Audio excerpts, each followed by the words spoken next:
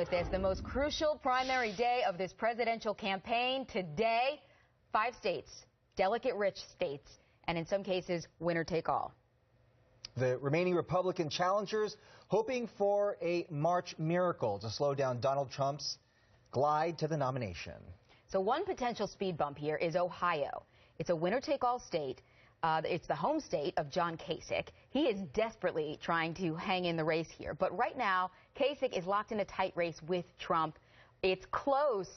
He's ahead by a couple of points, but it is too close to call at this time. North Carolina, also too close to call right now between Trump and Ted Cruz. Florida, polls there close in just minutes. Another winner-take-all state. And the last gasp for Marco Rubio.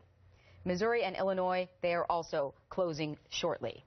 We'll show you the Democrat side here. Hillary Clinton trying to regain momentum after Bernie Sanders scored an upset win in Michigan last week. And so far, again, too early to call in Ohio and in North Carolina, although Clinton leads in both. So here's the delegate count heading into tonight. Trump with a comfortable lead over Ted Cruz. And you can see why the home state results for Rubio in Florida and Kasich in Ohio are so critical if they are going to stay alive. For the Democrats, Clinton has a commanding lead, already holds more than half of the delegates needed for the nomination. Look at that. More than doubles. Yeah, so lots of them super delegates, though.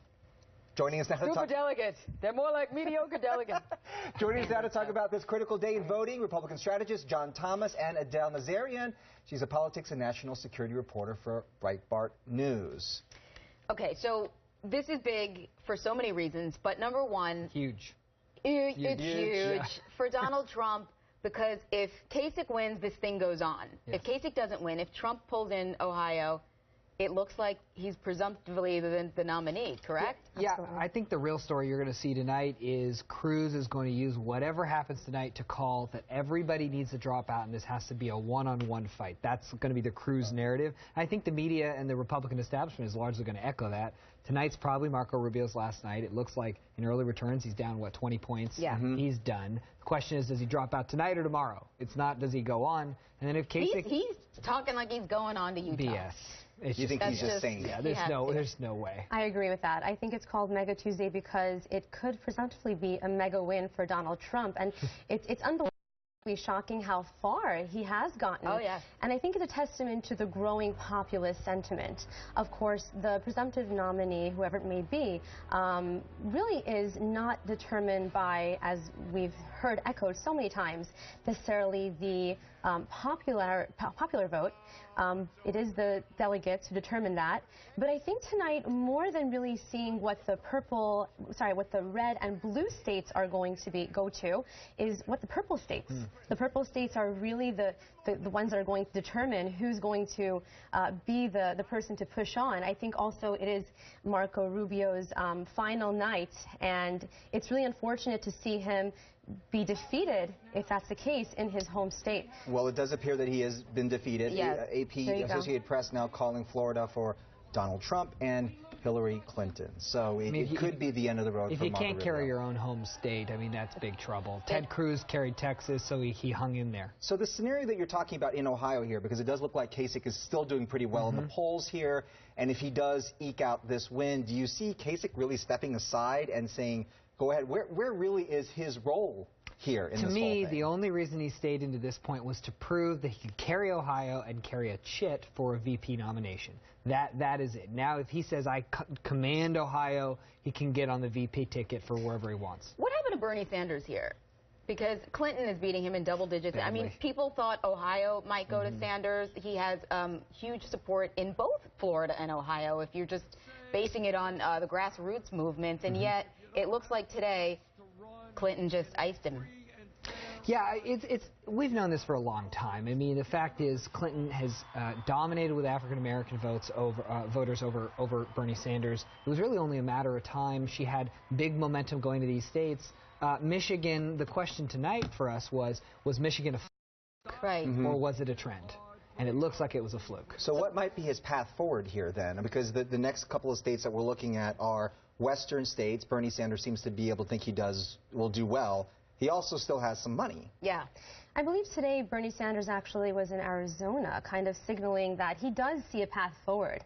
And that was a very bold I guess, move on his behalf. And I call that early onset of Alzheimer's, because I think that there's a path forward. I'm sorry. I do believe there will be a race to be had in California. And I think that's where the Democratic race is heading to next. That's incredible. So, that yeah. by June, we could still be figuring this thing out. Because we've always said we don't count and we don't matter. But Bernie do. Sanders really seems to believe that he could do well in California, an extremely delegate-rich state. And he might.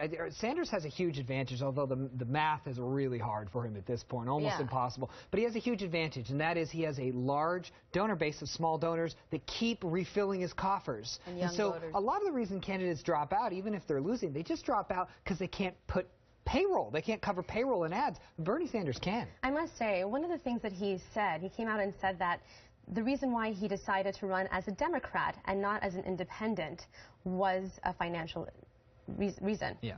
He said the money is behind the Democratic Party, and I think he came out and said himself that to run as independent, you do have to have billions of dollars. Yeah. But, no doubt today, with these wins, if Hillary does win Ohio, she's won Florida, a huge sigh of relief. This was the day that Hillary was able to put her foot on Bernie Sanders' throat and command it. Can anything stop her then besides the Department of Justice? I would say it's up to the DOJ. That is who holds her fate, right? Which doesn't bode well, because the DOJ, the head of the DOJ, is appointed by the President of the United States, who is a heavy partisan. Right. In lighter news, I'll bring you one of our favorite sound bites from today. Check out this campaign pledge that Donald Trump made during an interview today with radio host Jonathan Bradmeyer. If you are elected president, will you release Richard Simmons from his hostage situation? We have to get him out. We have to get him out. Donald Trump, no question. Thank you for your time, sir. He's going to free Richard Simmons. If anybody can help Richard Simmons, is it not Donald Trump? Yeah. He has empathy. That's true. It shows a different side of him. And you know, if people are willing to forgive Hillary Clinton for her, say, transgressions, or her husband's transgressions, let's say, regarding all the women, and also Libya, where she came out and said that not one American died in Libya while I was Secretary of State, then I'm sure they'll have no problem forgiving other candidates for their gaffes. That is an interesting, connection of the dots there, but I appreciate it. The only upside, if you're Donald Trump and you do get the nomination, or you're Ted Cruz, you get the nomination, is Hillary Clinton is a fundamentally flawed candidate. She has major problems. Her base is not inspired by her. She's under investigation. She's got problems. Right. All right. We'll watch those results today. John Thomas, Adelle Nazarian, thank you guys so much. Thank you. Appreciate it. See you soon.